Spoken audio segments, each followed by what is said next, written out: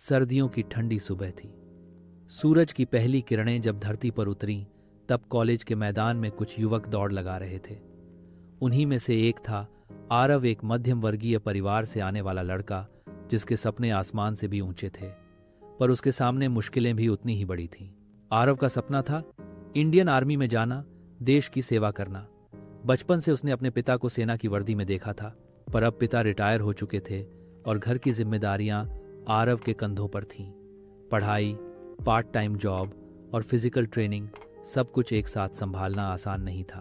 पर आरव का विश्वास था, अगर मंजिल सच्ची हो तो रास्ते खुद बन जाते हैं। दिया संघर्ष की शुरुआत। सुबह 4 बजे उठकर वह दौड़ने निकलता, चाहे बारिश हो या ठंड की कंपकंपी। उसके दोस्त अब देर तक मोबाइल चलाते, रील बनाते या रात भर गेम खेलते रहते। जब आरव उनसे कहता कि भाई उठो, चलो कुछ बड़ा करते हैं, तो हंसते हुए कहते, यार इतना मेहनत करने से क्या होगा, सब तो जॉब लगने से होता है, किस्मत अच्छी हो तो। लेकिन आरव मानता था कि किस्मत मेहनत वालों की ही साथी होती है। एक दिन आर्मी की फिजिकल टेस्ट की तैयारी करते हुए उसका पैर मुड़ गया। डॉक्टर ने कहा कम से कम 1 महीना पूरा आराम करना होगा। उसका सपना जैसे टूटता नजर आने लगा।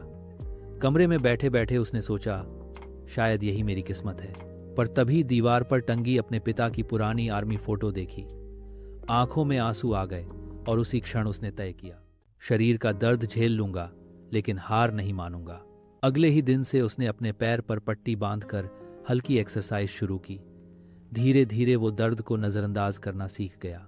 आत्मविश्वास की आग आरव के अंदर अब एक अलग ही आग जल चुकी थी। हर सुबह वह खुद से कहता, आरव, अगर दुनिया को बदलना है तो पहले खुद को बदल।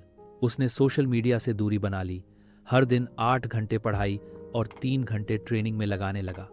उसकी मेहनत अब उसके दोस्त भी देखने लगे। जो लोग पहले हौंसते थे, वही अब कहते, भाई तू तो पक्का निकाल लेगा। आरव मुस्कुराता और कहता, मुझे दूसरों को साबित नहीं करना, बस खुद को साबित करना है। देश परीक्षा का दिन, इंडियन आर्मी की भर्ती का दिन आया।